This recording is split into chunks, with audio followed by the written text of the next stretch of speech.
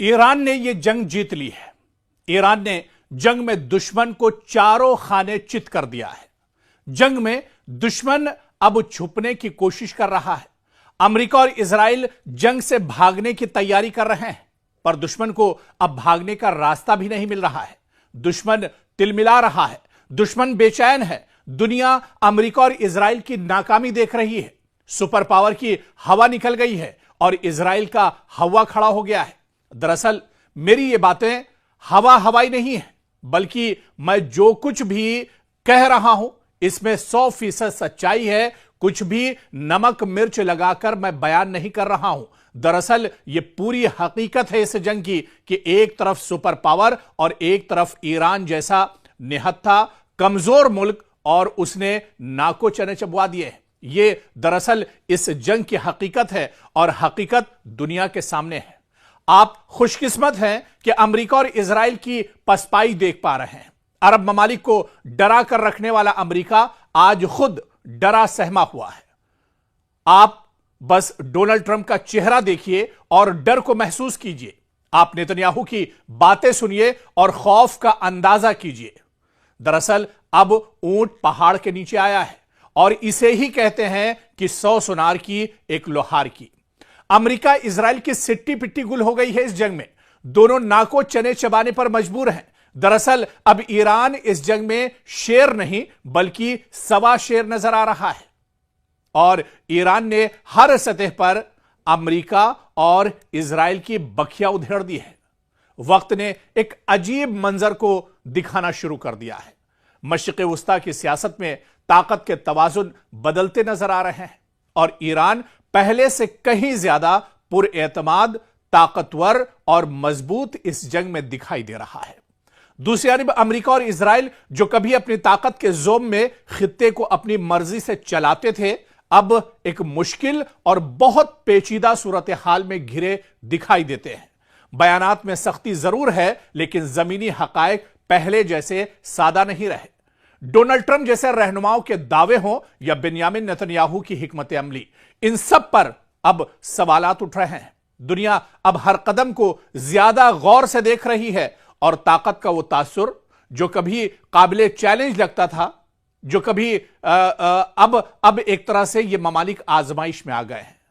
یہ کہنا قبل از وقت ہوگا کہ کوئی فریق مکمل طور پر جیت چکا ہے یا ہار چکا ہے، لیکن یہ ضرور کہا جا سکتا ہے کہ خطہ اب نئے موڑ پر کھڑا ہے۔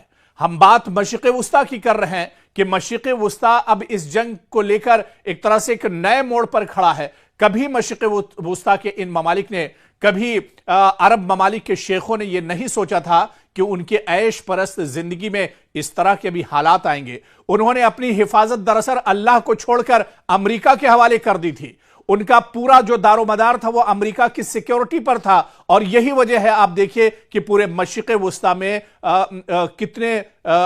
جتنے بھی عرب ممالک ہیں وہاں پر ایک طرح سے امریکہ کے ایئر بیس تھے۔ 50,000 امریکی فوج دراصل ان عرب شیخوں کی ایک طرح سے عرب کے لوگوں کی حفاظت کے لیے مامور تھے، اور امریکہ ان سے موٹی رقم لیتا تھا، ان سے اربوں خربوں روپیے ایک طرح سے وصول کرتا تھا۔ لیکن اب اسی امریکہ کی پول کھل گئی ہے۔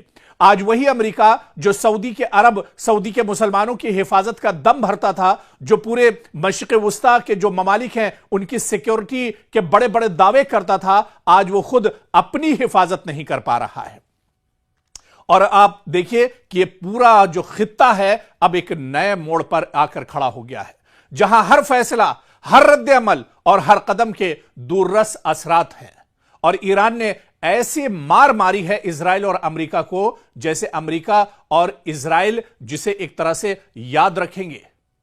کچھ مبصرین کے مطابق حالیہ کشیدگی اور مقابلوں میں ایران نے نہ صرف اپنے دفاع کو مضبوط کیا ہے، بلکہ اپنے مخالفین کو بھی یہ پیغام دیا کہ اب وہ پہلے جیسا کمزور یا تنہا ملک نہیں رہا۔ اس بیانیے میں ایران کو ایک ایسی قوت کے طور پر پیش کیا جا رہا ہے جو دباؤ کا مقابلہ کرنے کی صلاحیت بھی رکھتی ہے، اور خطے میں اپنی جگہ منوا بھی رہا ہے، وہ اپنے آپ کا لوہا منوا رہا ہے۔ اور دوسری طرف آپ دیکھیے سکے کا جو دوسرا پہلو ہے کہ امریکہ اور اسرائیل جو طویل عرصے سے خطے میں اپنی برتری قائم کیے ہوئے تھے، عرب ممالک پر ان کی دادا گیری چلتی تھی، اور اب ایک پیچیدہ اور بہت زیادہ پیچیدہ اور غیر یقینی صورتحال کا سامنا کرتے نظر آ رہے ہیں اسرائیل اور امریکہ۔ ان کے بیانات میں سختی اور زوم ضرور دکھتا ہے، لیکن زمینی حقائق اگر آپ دیکھیے، اٹھا کر اگر آپ دیکھیے تو یہ دراصل اس جنگ میں بری طرح سے پھنستے ہوئے نظر آ رہے ہیں۔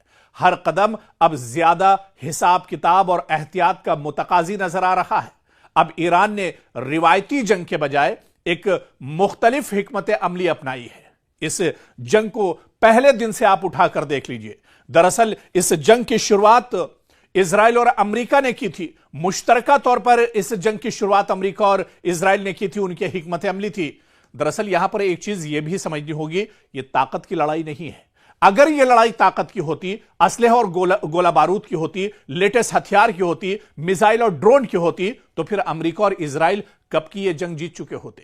لیکن یہ جنگ دراصل اتحاد کی ہے۔ یہ جنگ دراصل امریکہ کے ایران کے اتحاد کا امتحان تھا۔ ایران کی روحانیت جو تھی اس کا امتحان تھا اس جنگ میں، اور اس کے علاوہ پھر یہ پوری جنگ جس طرح سے اسرائیل اور امریکہ اس جنگ میں ڈٹے ہوئے ہیں، اور جو جھوٹ اس جنگ کو لے کر گڑھا جا رہا ہے، جو پروپیگنڈا دراصل کیا جا رہا ہے، دراصل یہ تمام چیزیں اس جنگ کے پیچھے نہیں۔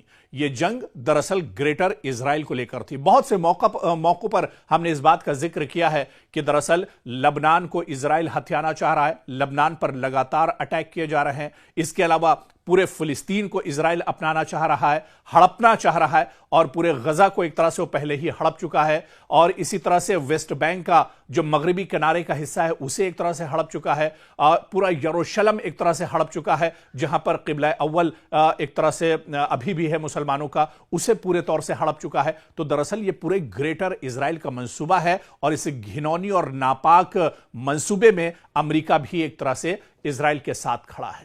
تو کہیں نہ کہیں آپ دیکھیے کہ اب اس لڑائی میں کون پسپا ہو رہا ہے، کون ہار رہا ہے، کسے شکست ایک طرح سے اٹھانی پڑ رہی ہے، یہ تمام چیز ایک طرح سے اب واضح ہو گئی ہے۔ اور حقیقت یہ ہے کہ مشرق وسطیٰ ایک نئے دور میں اب داخل ہو رہا ہے، جہاں طاقت صرف ہتھیاروں سے نہیں بلکہ حکمت عملی، اتحاد اور صبر سے طے ہو رہی ہے۔ ایران کا بڑھتا ہوا اعتماد ایک حقیقت ہے جسے دنیا دیکھ رہی ہے، اور دنیا اسے ایک طرح سے محسوس بھی کر رہی ہے کہ نہتھا ایران آج کس مضبوطی کے ساتھ کھڑا ہے۔ دراصل ایران بھی یہ محسوس کر رہا ہے کہ مشرق وسطیٰ میں اگر یہ جنگ ایران ہار جاتا ہے تو پورے عالم اسلام کے جو مسلمان ہیں ان کے لیے یہ بہت بڑا جھٹکا ہوگا، اور جو ناپاک منصوبہ اسرائیل کا ہے، اسرائیل اپنے اس ناپاک منصوبے میں ایک طرح سے کامیاب ہو جائے گا، یعنی گریٹر اسرائیل، یعنی اسرائیل کا اور زیادہ جو دائرہ ہے وہ ایک طرح سے پورے مشرق وسطیٰ میں پھیل جائے گا۔ اور پورے مشرق وسطیٰ میں آپ دیکھیے کہ عرب شیخ تو اس لائق نہیں تھے، لیکن ایران اتنا مضبوط ضرور تھا، ایران کے اندر وہ حوصلہ اور عزم ضرور تھا کہ وہ دشمن کا ڈٹ کر مقابلہ کر سکتا، کیونکہ پورے مشرق وسطیٰ میں جو سب سے بڑی طاقت ہے، جو سب سے مضبوط طاقت ہے، وہ دراصل ایران کی ہے۔ اور اسی وجہ سے امریکہ اور اسرائیل ایران کو جو ایک روڑا ہے گریٹر اسرائیل میں، اسے ہٹانے کی کوشش کر رہے ہیں، اور اسے ایران بہت اچھے سے سمجھ رہا ہے۔ اسی وجہ سے ایران صرف طاقت کے ساتھ نہیں بلکہ پوری حکمت عملی کے ساتھ اس جنگ کو لڑ رہا ہے۔ اور ابھی تک آپ اگر اس جنگ کی تصویر اٹھا کر دیکھیے تو اس جنگ میں ایران پوری مضبوطی کے ساتھ ڈٹا ہوا ہے، بلکہ دشمن کو سوچنے پر مجبور کر دیا ہے۔ اسرائیل امریکہ اس جنگ میں پھنس چکے ہیں، اور انہیں نکلنے کا راستہ اب اس جنگ سے نظر نہیں آ رہا ہے۔